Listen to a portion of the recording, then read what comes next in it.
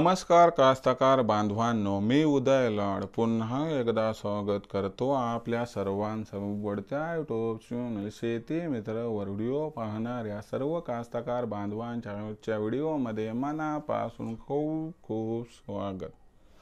कास्तकार बांधवांनो, thumbnail पाहितलं, title वाचलं हो मित्रांनो, सामान्य कास्तकार बांधवांसाठी सध्याच्या कंडिशनची सर्वात महत्त्वाची अपडेट की देशांतर्गत बाजारामध्ये आता इथून पुढे सोयाबीनच्या भावावर 100% कायम राहणार। या ठिकाणी प्रचंड दबाव।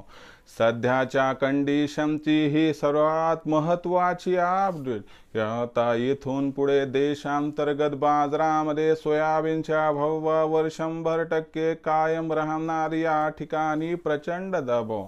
पण इथून पुढे आता देशांतर्गत व आंतरराष्ट्रीय बाजारामध्ये असं काय घडणार की ज्याच्यामुळे आता इथून पुढे देशांतर्गत बाजारामध्ये सोयाबीनच्या भावावर 100% कायम राहणार। या ठिकाणी प्रचंड दबाव।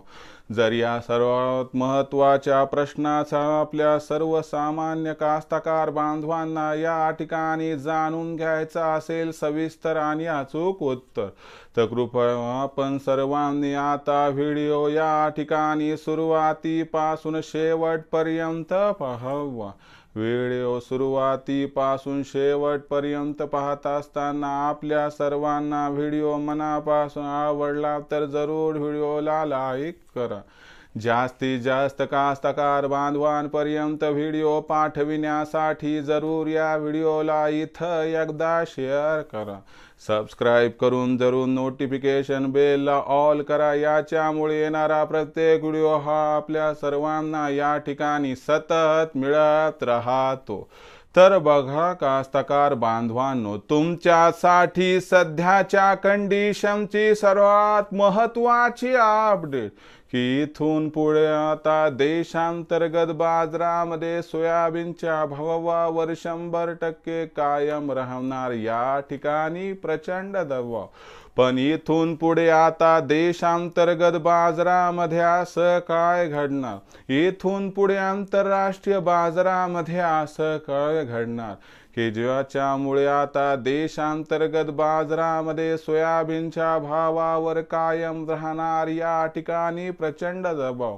मग अशा परिस्थितीमध्ये जर दबाव इथून पुढे सोयाबीनच्या भावावर कायम राहणारच असेल, तर अशी कोणती ती बाजारभाव पातळी की ज्या पातळीवरती आपण सोयाबीनची विक्री केली तर सर्वसामान्य सोयाबीन उत्पादक कास्तकार बांधवांचा या ठिकाणी होणार 100% फायदा। तुमच्या मनातील सर्वात महत्त्वाच्या प्रश्नाचं आता जाणून घेऊया सविस्तर उत्तर। जर सध्याच्या कंडिशनला बघितलं तर देशांतर्गत बाजारामध्ये सोयाबीनची बाजारभाव पातळी ही 3800 ते 4000च्या दरम्यान आहे। आंतरराष्ट्रीय बाजारात सोयाबीनचा बाजारभाव $10.5 प्रति बुशेलच्या थोडा खाली। जर आंतरराष्ट्रीय बाजाराचा विचार केला तर मार्च महिन्याच्या सुरुवातीला ब्राझील आणि मार्च महिन्याच्या अखेरीला अर्जेंटिना या दोन देशातून सोयाबीनची आवक ही आपल्याला भविष्यात मोठ्या प्रमाणात वाढताना दिसणार आहे। आणि याच्यामुळे कुठेतरी आंतरराष्ट्रीय बाजारात सोयाबीनच्या भावावर पुढील 3 ते 4 महिने कमीत कमी दबाव राहणार। आणि सोयाबीनची बाजारभाव पातळी ही जर भविष्यात $10 प्रति बुशेलच्या खाली आली तर अजिबात आश्चर्य वाटायला नको, असं आहे जाणकारांचं इथं सुस्पष्ट मत। जर आंतरराष्ट्रीय बाजारात सोयाबीनच्या भावावर दबाव राहिला तर इंटरनॅशनल कमोडिटी असल्यामुळे देशातील सोयाबीनचा बाजारभाव सुद्धा 100% दबावातच राहणार। शिवाय सरकारनं हमी भावावरील सोयाबीन खरेदी या ठिकाणी आता संपूर्ण देशभरात बंद केली। याच्यामुळे खुल्या बाजारात मोठ्या प्रमाणात सोयाबीनची विक्री ही मार्च महिन्यात वाढताना दिसेल। याच्यामुळे सुद्धा सोयाबीनचा बाजारभाव हा दबावात दिसणार। ही दबावाची पातळी सोयाबीनच्या बाजारभावाला 3500 ते 3900च्या दरम्यान खाली खेचू शकते। मग अशा परिस्थितीमध्ये सामान्य कास्तकार बांधवांनी करावं तरी काय?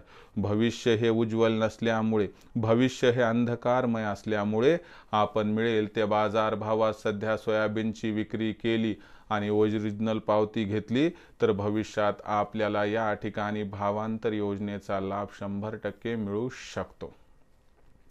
तर मित्रांनो, ही होती तुमच्यासाठी सर्वात महत्त्वाची अपडेट की इथून पुढे देशातील बाजारात सोयाबीनच्या भावावर दबाव हा 100% आपल्याला दिसणार.